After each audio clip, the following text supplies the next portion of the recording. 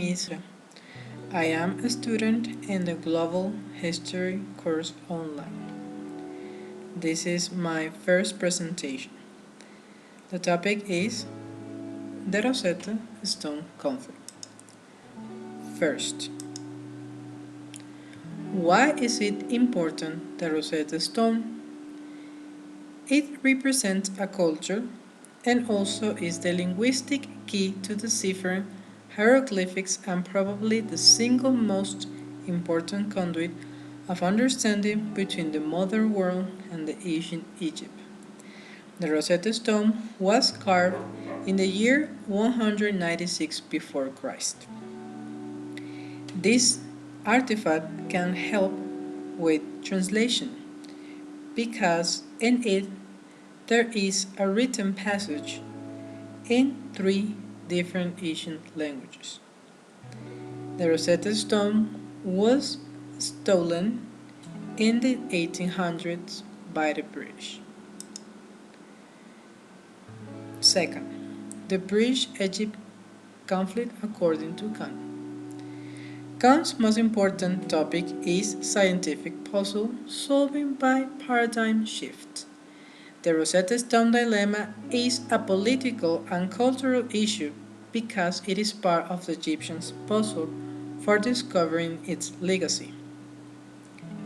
A puzzle is something to which there is a solution, and in this case, there is a missing piece for Egyptians' puzzle. Third, the British-Egypt conflict according to Latour. In Latour's view, taking the Rosetta Stone to British ground has to do with knowledge, because knowledge can be understood as to bring bad things. Bring bad things to people who haven't had the opportunity to visit other places, countries, cities, and who haven't had the opportunity to know this kind of interesting objects.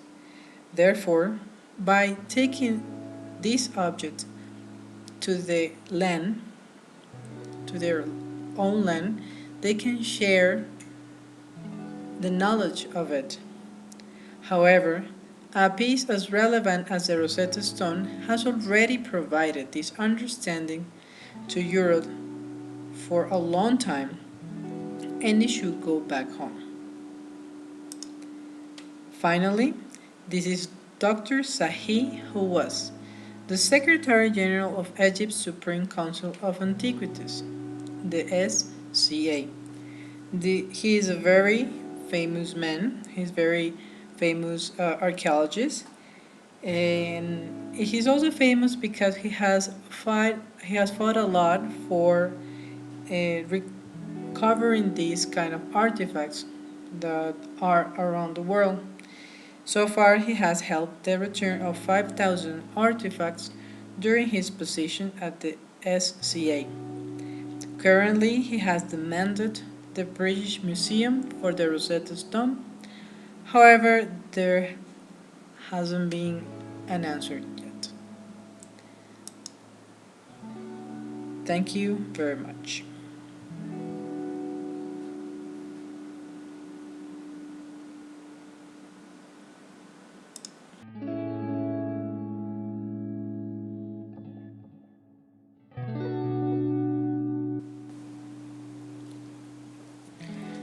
Good afternoon, my name is Joana Concha. I am a student for a Global History course online. This is my essay number 1. I chose question number 2. Basala analyzes the ways in which scientific knowledge moves around the world. In Cien Años de Soledad, reaches Macondo via a group of gypsies that acts as a bridge between the scientific world and the world without science, of José Arcadio Buendía.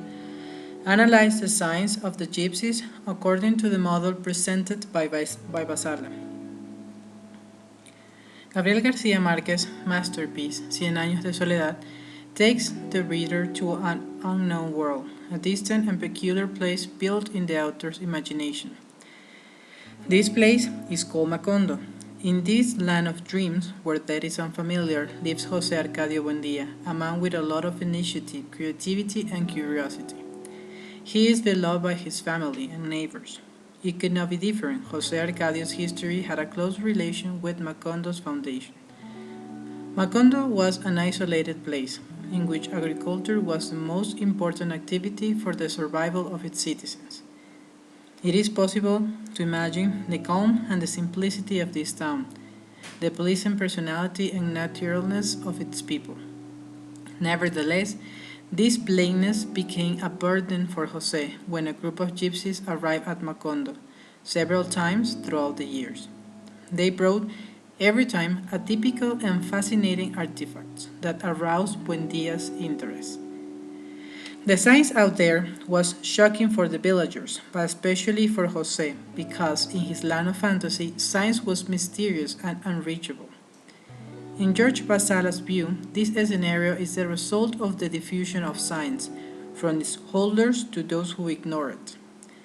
Vasala built a concept called scientific revolution, and a model that explains when the modern science was born and how it reaches faraway domains.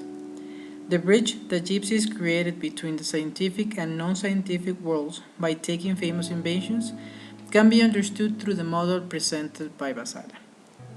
The first invention that the gypsies brought to Macondo was a magnet. According to Melquiades, one of the gypsies, said it was the eighth wonder from the wise alchemists of Macedonia. Jose Arcadio was astonished. He believed it was possible to obtain gold out of the land. Therefore, he exchanged some of his family's goods to acquire it. In spite of Melquiades' warning, Jose used it to find gold, but he never did. Even though he was disappointed when Melquiades went back to Macondo, Jose was fascinated with the new invention the gypsy had brought. This time, the objects consisted of a magnifying glass and a telescope, which were the last discoveries of Amsterdam Jews.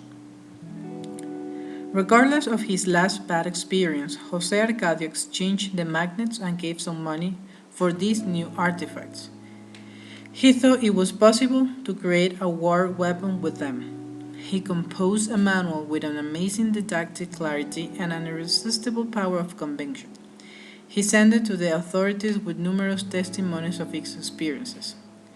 Despite his efforts, he never received an answer.